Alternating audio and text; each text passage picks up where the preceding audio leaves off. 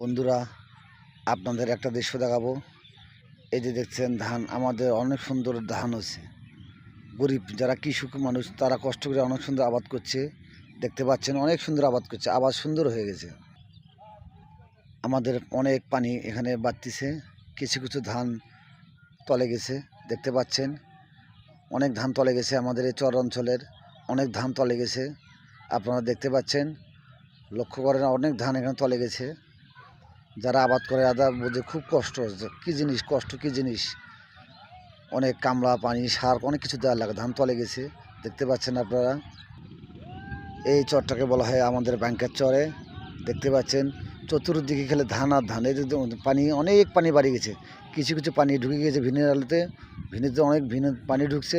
আপনারা দেখতে পাচ্ছেন। একটু উৎসাহ দিবেন, একটু আমার পাশে থাকবেন, একটু লাইক কমেন্ট শেয়ার করবেন। আপনারা আমাকে উৎসাহ দিবেন। আমি আপনাদের আরও অন্যান্য দৃশ্য দেখাবো। দেখতে পাচ্ছেন এই ভিনগুলো এখনও উঁচায় আছে, এখনও পানি ঢোকে নাই। কিছু কিছু ভিন আমাদের অনেক উঁচায়, এখনও পানি ঢোকে নাই। কিন্তু যেভাবে পানি বাড়তিছে, দেখতে পাচ্ছেন যেভাবে পানি বাড়তিছে, মনে হয় পানি মনে হয় আজকে আমাদের ভিনে পানি ঢুকবে।